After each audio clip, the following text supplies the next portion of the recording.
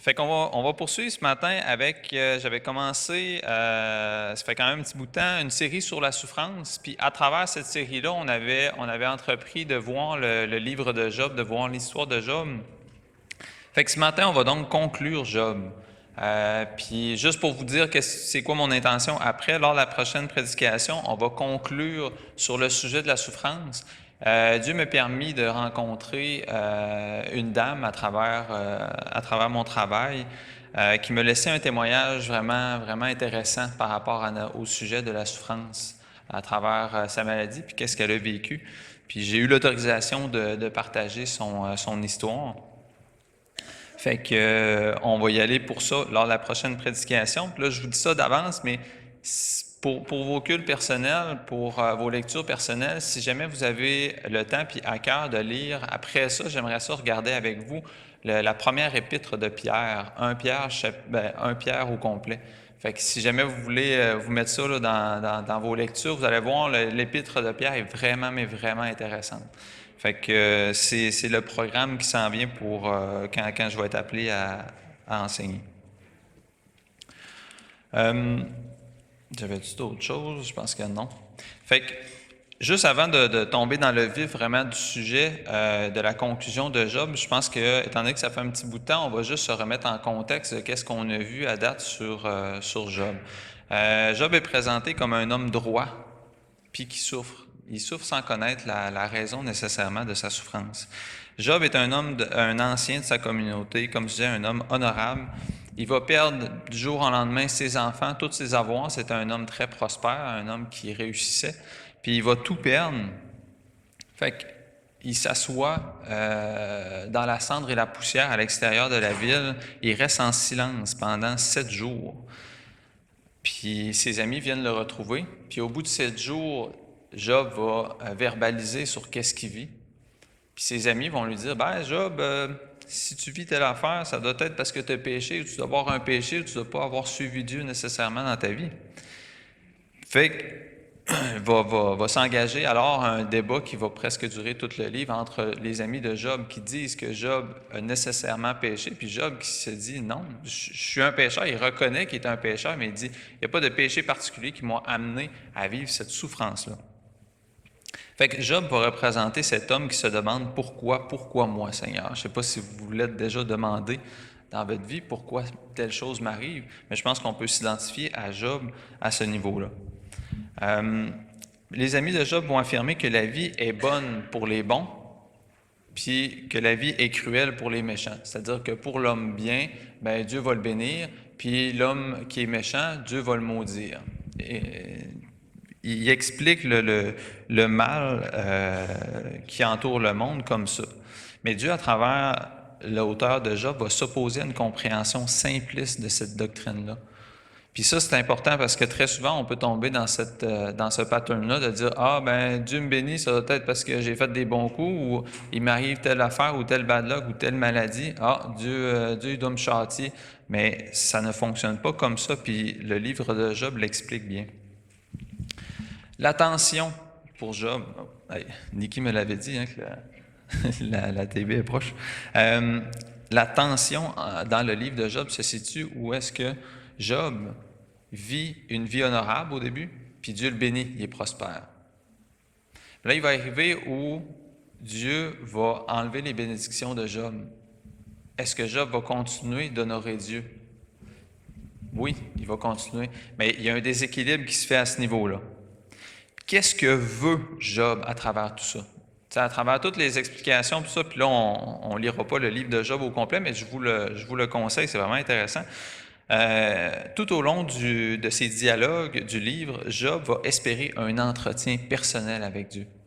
Pas pour se justifier de sa nature pécheresse. On l'a vu à travers Job, chapitre 19, Job reconnaît qu'il faut un sauveur pour rétablir la relation entre lui et Dieu, mais Job a besoin de s'entretenir personnellement avec son Dieu face à qu'est-ce qu'il vit là en ce moment. On peut le voir dans Job, chapitre 23, versets 2 à 7. On va le lire.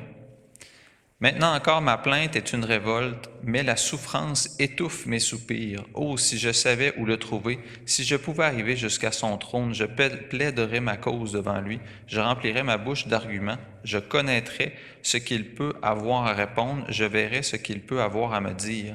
Emploierait-il toute sa force à me combattre? Ne daignerait-il pas au moins m'écouter?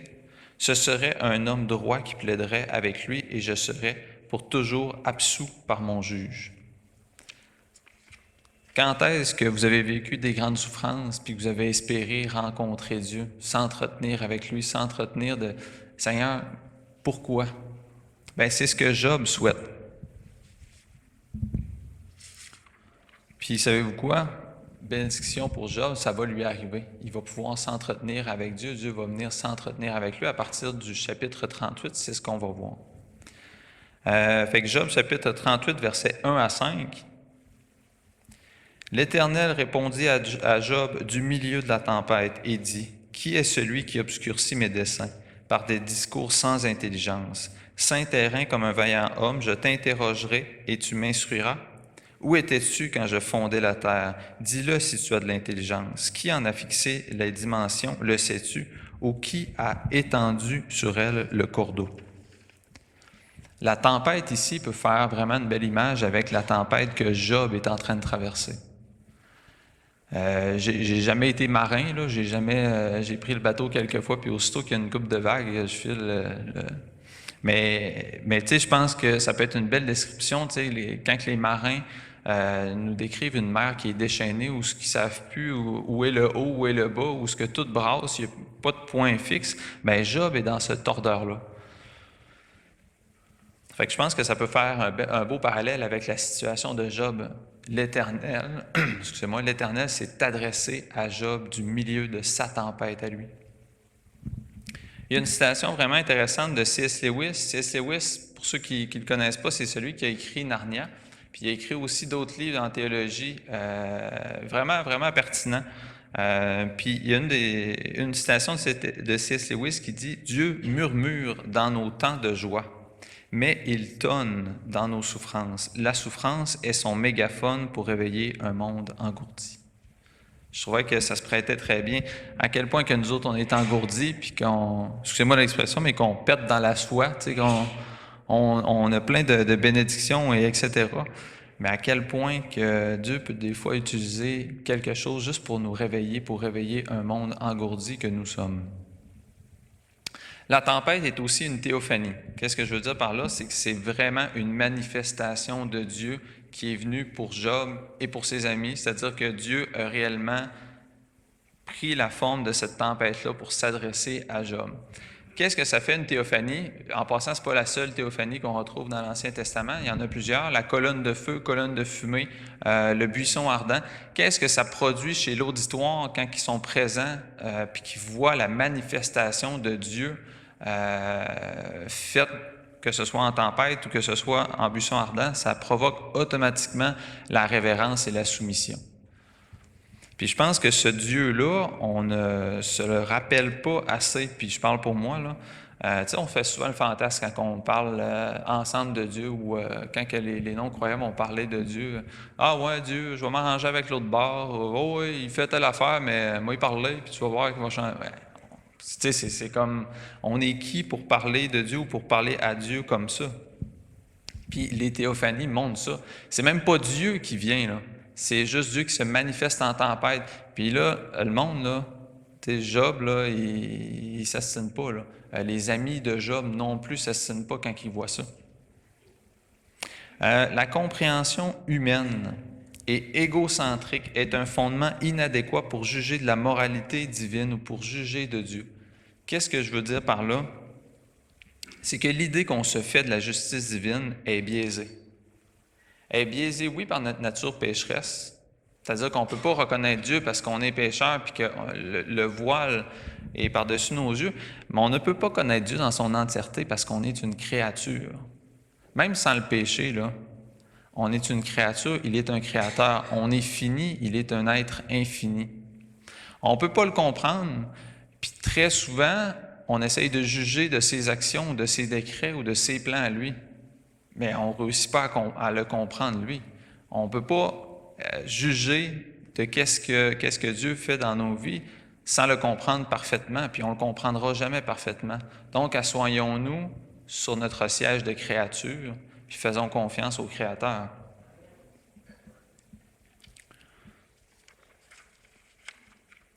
Dieu exprime par ses discours dans le chapitre 38 à 41 sa suprématie absolue. Puis c'est ce que Dieu va présenter à travers son discours sur le mal, puis sur ses créatures et sa création.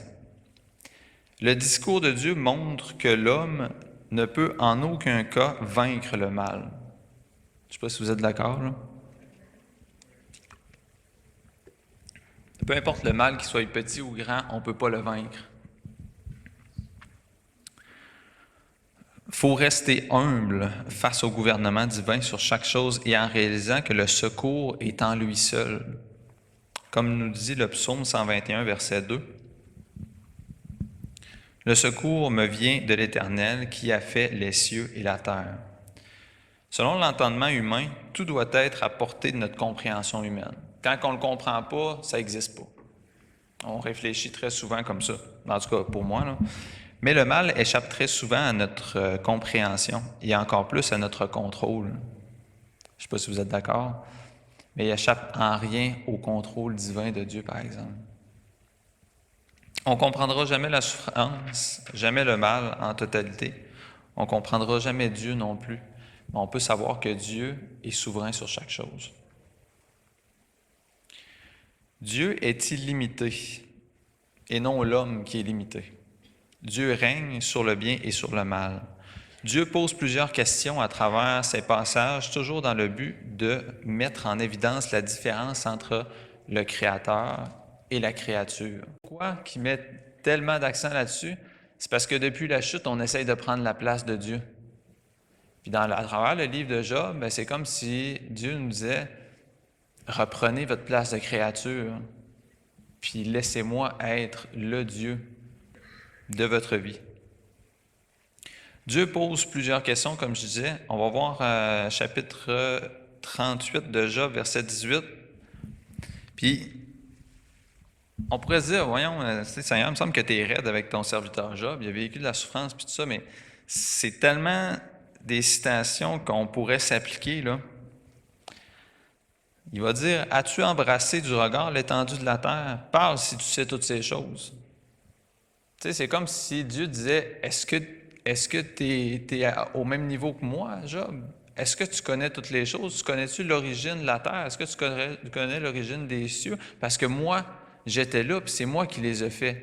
Maintenant, tu veux t'assiner ou tu veux revendiquer un certain droit sur ta vie, mais c'est moi qui est le fondateur de ta vie.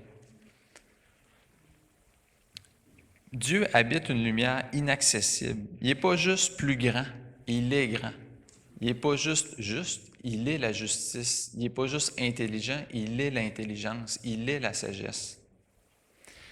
Puis c'est d'ailleurs comme ça qu'il va se présenter à l'homme pour une des premières fois. Je ne sais pas si vous vous souvenez du terme qu'il va utiliser quand il se présente devant Moïse. Il va dire « Je suis ce qui est, je suis le Dieu, il est, je suis ce qui est ».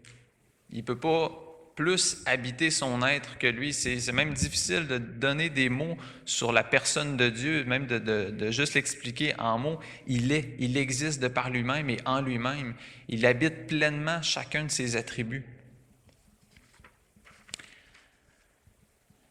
Si Dieu ne s'abaisserait pas vers nous, on ne pourrait rien connaître de lui. C'est parce que Dieu décide de s'abaisser vers l'homme qu'on peut le rencontrer, qu'on peut le connaître. Dieu n'est pas comme un super-héros avec des capacités humaines augmentées. Puis d'ailleurs, dans notre folklore ou dans nos mythologies, on se crée souvent une image de Dieu comme ça. Mettons, si je prends Thor ou les super-héros, c'est juste un homme qui est plus fort que la moyenne, avec un homme qui va vite, un homme qui est plus beau que la moyenne. Je trouvais que Thor ressemblait à Tom, mais là, Tom n'est pas là le matin, je voulais y dire. Mais, c'est comme si on avait cette image-là de la divinité. Puis quand on regarde les dieux grecs, c'est comme ça. Les dieux, c'est comme juste un homme, mais en mieux. Mais Dieu est d'une autre nature. Oui, on est créé à l'image de Dieu, sauf qu'on est une image.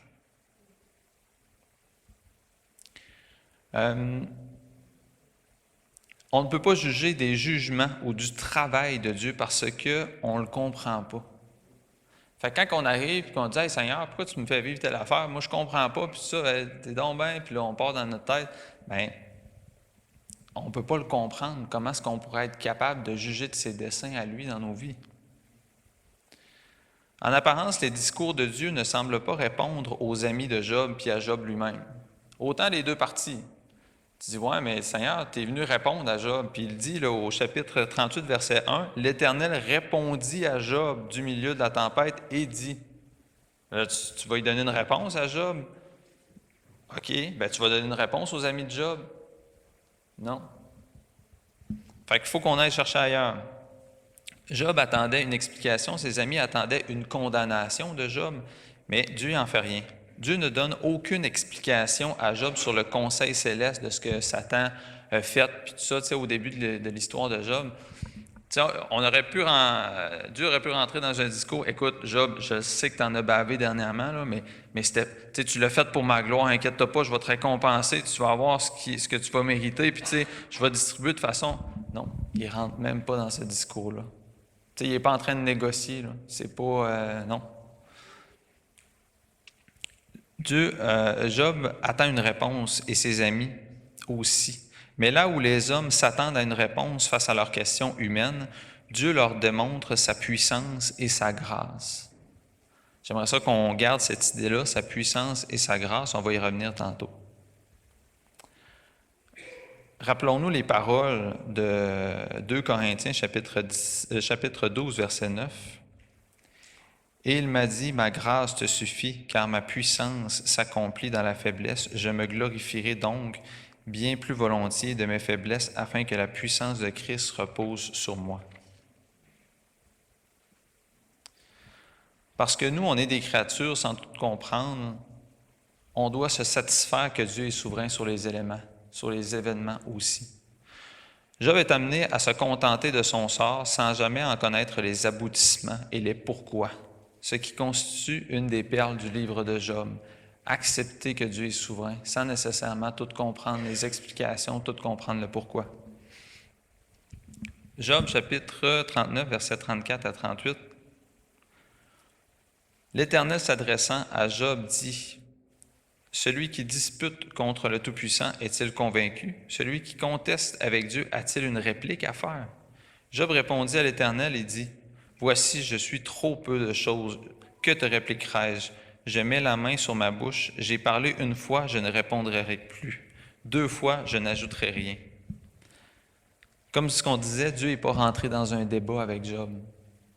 C'est Dieu déclare, puis c'est ça qui est ça. Job va se rendre compte de son étourderie, car bien qu'il soit innocent, puis que ses malheurs ne découlent pas d'un péché, il va réaliser qu'il est face au Dieu Tout-Puissant qui gère chaque chose. Puis que ce Dieu-là a tous les droits. Excusez-moi. La conclusion, puis ça, si on pourrait donner un titre au message, c'est que Dieu est Dieu. Ça peut paraître, ben oui, Olivier, je le savais. Mais Dieu est Dieu, puis nous, on ne l'est pas. Dieu est Dieu, puis nous, on ne l'est pas. Ça fait un clash avec qu'est-ce que le serpent nous a proposé dans le Jardin d'Éden. Tu sais, dans le Jardin d'Éden, il a dit, « vous allez être comme Dieu pour ce qui est de la connaissance du bien et du mal, etc. » etc. Mais Dieu, à travers le livre de Job, nous dit, si vous voulez vivre pleinement votre communion avec moi, si vous voulez vivre pleinement votre état de créature, bien, je pense que ça vaut la peine de reprendre la place de créature puis de me laisser la place du Créateur. Le premier discours de Dieu se termine d'ailleurs sous ce constat-là. Job chapitre 40, verset 2. « Celui qui dispute contre le Tout-Puissant est-il convaincu? Celui qui conteste avec Dieu a-t-il une réplique à faire? » Un enfant naissant ne peut pas remettre en question les calculs d'un physicien de renommée mondiale. Je ne sais pas si vous voyez la différence entre un bébé naissant puis, mettons, Einstein. Bien, quand on se prend nous autres puis qu'on veut remettre en question les décrets de Dieu, bien, la distance est encore plus grande qu'entre un bébé et un physicien de renommée mondiale comme Einstein. Mais on se le permet dans notre vie. Mais ça, c'est quand même particulier. On dit, hey, Seigneur, j'aurais fait telle affaire.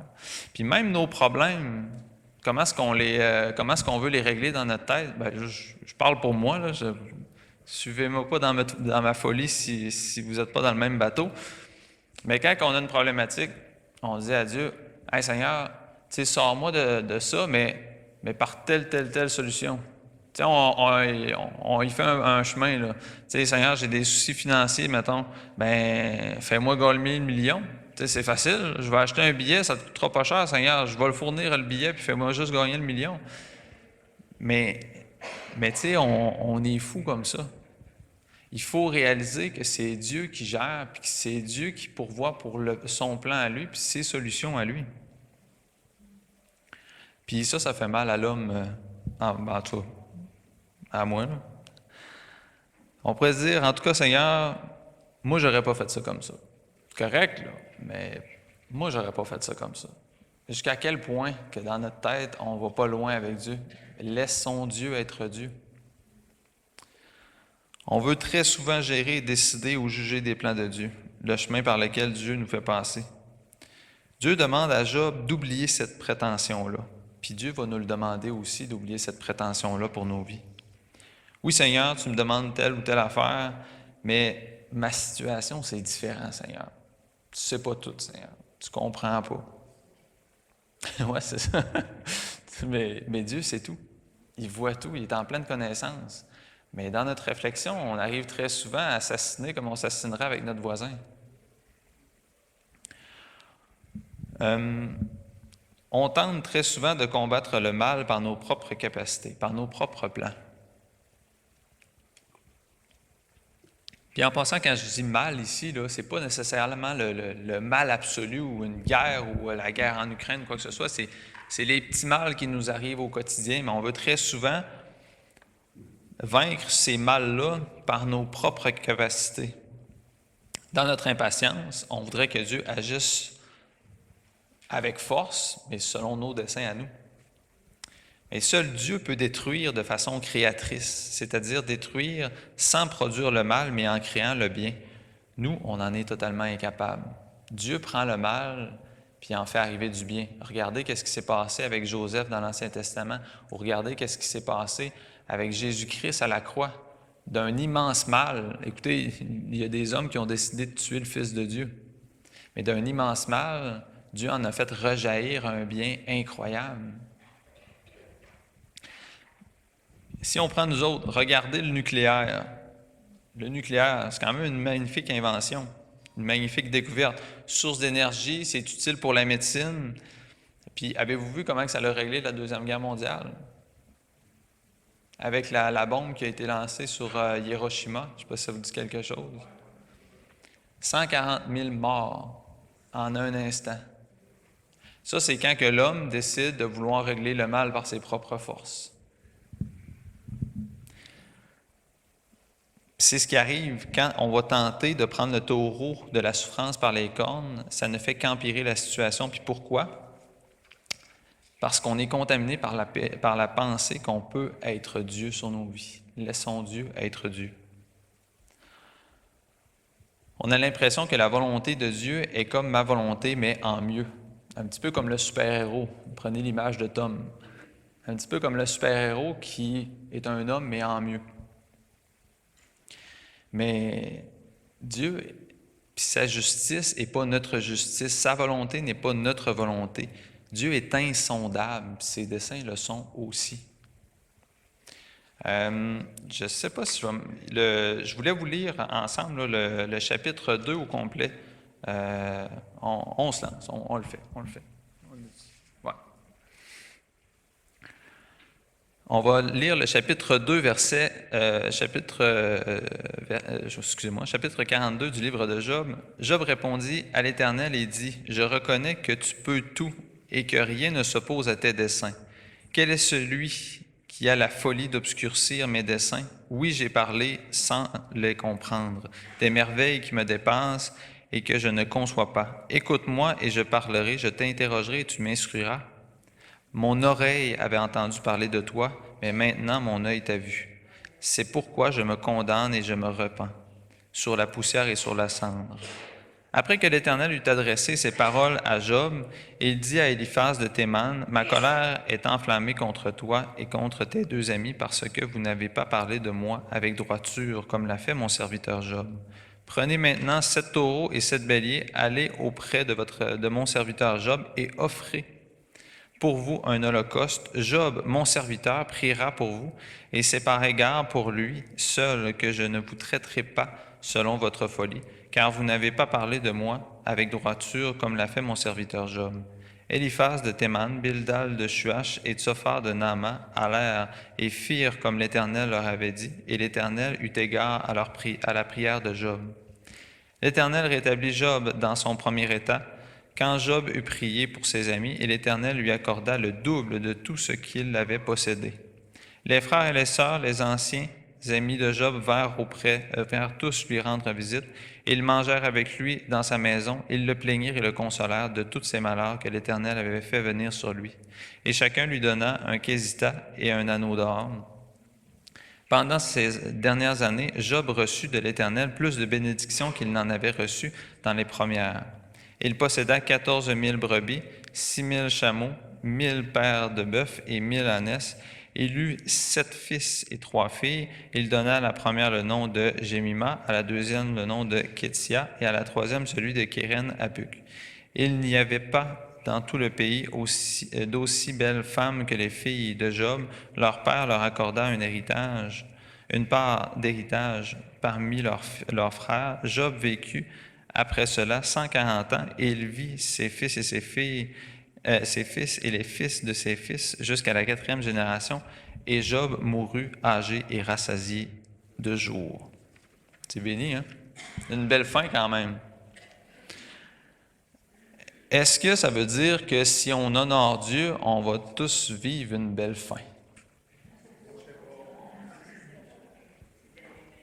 C'est dans les mains du Seigneur. Mais prenons pas le livre de Job, la fin de Job, pour dire « Hey, j'ai juste à honorer Dieu, puis Dieu va me bénir, va me donner le double. J'ai juste à flamber ma maison, Dieu va m'en donner 2. » Ça ne fonctionne pas comme ça. Puis dites-vous que l'image de la bénédiction de la fin de Job est une image de ce qui va arriver pour chaque croyant. Chaque croyant, on est dû pour une bénédiction. Chaque croyant, on est dû pour une félicité éternelle. Ça va être de l'autre côté. Ça, c'est une promesse. Fait que voyons la bénédiction finale de Job comme étant une image de notre bénédiction finale et éternelle. Mais ici-bas, il n'y a rien dit, c'est pas dit qu'on va vivre tous millionnaires, puis etc. Puis oublions pas que Job, là, à travers ça, il n'a jamais su le pourquoi. Il n'a jamais su le pourquoi de ses malheurs. Dieu est resté silencieux.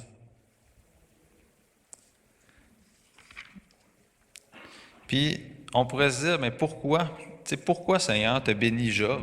Puis pourquoi moi, tu ne me bénis pas, mettons, dans mes souffrances? Bien, la réponse, puis la Bible est d'une unité incroyable, la réponse est dans le livre de l'Épître de Jacques. Jacques nous rappelle que Job, ce n'est pas par mérite ou à cause de son attitude dans l'épreuve que Dieu donne à Job ses bénédictions, c'est par miséricorde et compassion. On va le lire dans Jacques, chapitre 5, verset 11. Jacques, chapitre 5, verset 11. « Voici, nous disons, bienheureux ceux qui ont souffert patiemment.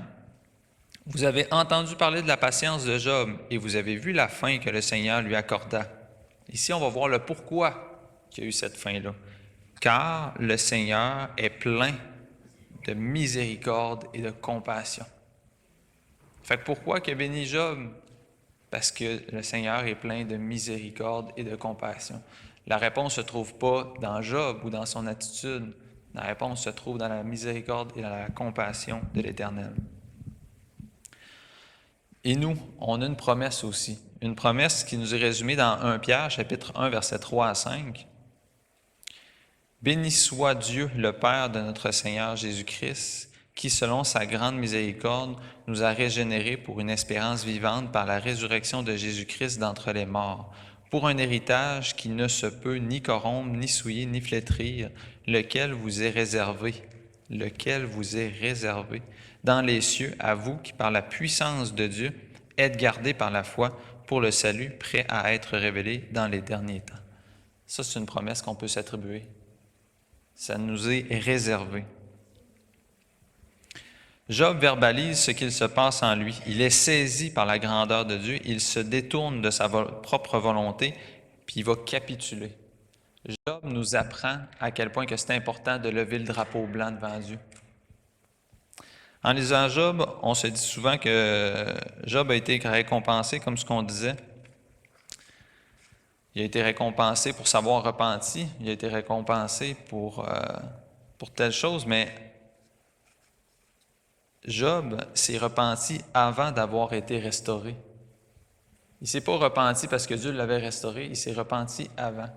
Donc, la première chose à faire quand on veut s'approcher de l'Éternel, c'est de se repentir. Repentons-nous, changeons de direction. De quoi Job s'est repenti? Job s'est repenti de son incrédulité, que Dieu contrôlait tout, puis qu'il remettait ça en question, et qu'il était souverain sur chaque chose. Il s'est repenti d'avoir douté que Dieu était Dieu sur sa vie. Il s'en remet dorénavant à sa pleine souveraineté. Il se repent par les yeux spirituels de la foi. À présent, il va accepter le plan que Dieu a pour sa vie. Tu sais, c'est une chose de déclarer, même aujourd'hui c'est remis en question, là, mais c'est une chose de déclarer que Dieu est le Dieu de l'univers, qui est le Dieu de tout, en fait, qui est l'être qui a tout causé. Mais c'est une autre chose d'accepter que c'est ce Dieu-là qui gère nos vies. C'est facile de dire, ah oui, il a créé le soleil, puis ça. Il peut avoir tout créé en dehors, tant que c'est moi qui continue de gérer ma vie, c'est correct. Mais Dieu gère notre vie, puis il faut l'accepter, ça. C'est lui qui dirige notre vie, c'est lui qui dirige les événements, chaque événement qui se produit, que ce soit des incendies, des maladies, mettez les choses, Dieu dirige les événements de notre vie. Des paroles vraiment intéressantes venant de Job. Job 42, versets 5 et 6. « Mon oreille avait entendu parler de toi, mais maintenant mon œil t'a vu. C'est pourquoi je me condamne et je me repens sur la poussière et sur la cendre. » C'est intéressant. La souffrance que Job a vécue a permis à Job de le voir, Dieu. Puis là, ici, on ne parle pas nécessairement de la vision qu'il y a eu à travers la tempête de la théophanie, mais c'est qu'il a vu Dieu en chaque chose sur sa souffrance. Il a appris à le connaître intimement, personnellement. Job, après l'avoir demandé, a enfin vu Dieu, mais pas comme il s'attendait. Ici, Job parle du fait qu'avant, il se faisait une idée de ce que Dieu était, selon sa propre perception. Puis maintenant, il voit Dieu selon ce que Dieu est, et non ce que lui pensait que Dieu était. Ah ouais. 10 minutes, on va clencher ça. C'est la différence entre une connaissance directe et personnelle qu'a apporté la souffrance, permettant ainsi de voir Dieu dans sa vie. Ici, Job passe d'une donnée intellectuelle de Dieu à une connaissance personnelle. Puis c'est ce que Dieu nous apporte, puis c'est ce que Dieu nous appelle à rechercher, une connaissance personnelle de lui. Il nous faut passer par le dépouillement pour grandir jusqu'à devenir des êtres qui aiment librement Dieu et qui possèdent une profonde joie qui est inconnue des gens du monde parce que c'est une joie, c'est un amour qui ne provient pas de nous, qui provient de l'extérieur de nous. Puis cet amour-là qui nous est donné va nous permettre d'aimer Dieu en retour pour ce qu'il est. Puis de l'aimer d'un amour inconditionnel. On n'a pas à donner des conditions, on n'a pas à rechercher quelque chose. Ah, Seigneur, je vais t'aimer plus si je fais telle affaire, ou moins si je fais telle affaire, ou si tu me fais faire telle affaire. Non. Il faut accepter qu'on aime Dieu comme lui nous a aimés. Puis de quel amour qu'on l'aime? De l'amour que lui nous a donné. Job, chapitre 42, verset 7. Après que l'Éternel eut adressé ces paroles à Job, il dit à Éliphaz de Théman, Ma colère est enflammée contre toi et contre tes deux amis parce que vous n'avez pas parlé de moi avec droiture comme l'a fait mon serviteur Job. J'aurais pas aimé être à sa place. Il se manifeste en tempête, puis qui dit « Ma colère est enflammée contre toi. » OK, ça va bien aujourd'hui. Mais savez-vous quoi? La colère divine est enflammée contre nous tous. Ésaïe chapitre 13, verset 9. « Voici le jour de l'Éternel arrive, jour cruel, jour de colère et d'ardente fureur, qui réduira la terre en solitude et en exterminera les pécheurs. » Ça va pas bien. Notre situation humaine, ça va pas bien. Job sert de médiateur pour ses amis et rétablit la relation en faisant fonction de prêtre, de sacrificateur. Il offre le sacrifice expiatoire qu'il lui apporte et il prie pour eux. Ses amis vont s'humilier. Ils s'humilient en reconnaissant que Job est leur prêtre, leur sacrificateur.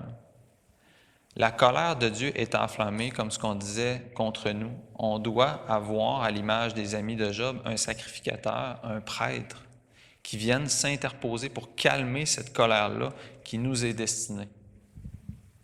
On va tourner dans Hébreux chapitre 9, versets 11 à 14. Hébreux 9, 11 à 14. « Mais Christ est venu comme souverain sacrificateur des biens à venir.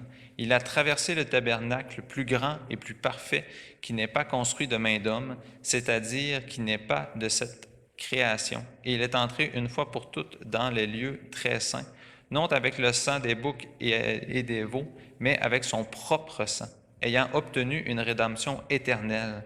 Car si le sang des taureaux et des boucs et la cendre d'une vache répandue sur ceux qui sont souillés sanctifie et procure la pureté de la chair, combien plus le sang de Christ, qui par un esprit éternel s'est offert lui-même sans tache à Dieu, purifiera-t-il votre conscience des œuvres mortes afin que vous serviez le Dieu vivant. » Il faut chercher un sacrificateur, il faut chercher un prêtre, un médiateur entre nous et Dieu pour calmer cette colère-là qui nous est destinée.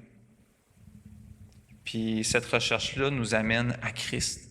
Christ est le Job par excellence. Job est un serviteur de Dieu vivant qui a permis à des pécheurs d'être pardonnés. Le serviteur du Dieu vivant par excellence en Christ est Christ, excusez-moi.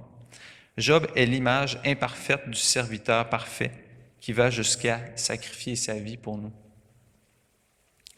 Comme Jean chapitre 15, verset 13 nous le dit, il n'y a pas de plus grand amour que de donner sa vie pour ses amis. À l'image des amis de Job, on a besoin d'un sauveur, on a besoin d'un sacrificateur. Comme les amis de Job, nous faisons fausse route sur Dieu. Repentons-nous, car à chaque jour, nous nous créons de fausses idées de Dieu. Dieu vient vers l'homme comme un Dieu de grâce et un Dieu personnel, et en même temps comme une force infinie et écrasante. Comment c'est possible d'être les deux en même temps? À la croix, nous comprenons comment l'amour et la sainteté de Dieu peuvent se manifester en même temps envers l'homme. L'Évangile explique comment Dieu peut être à la fois amour et fureur lorsqu'il rencontre Job en cette journée sombre et orageuse.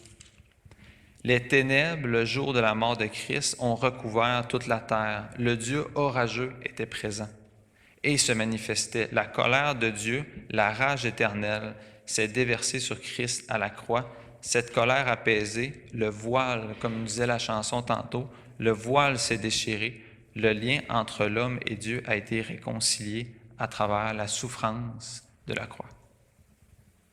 Je terminerai là-dessus. Merci beaucoup de votre écoute.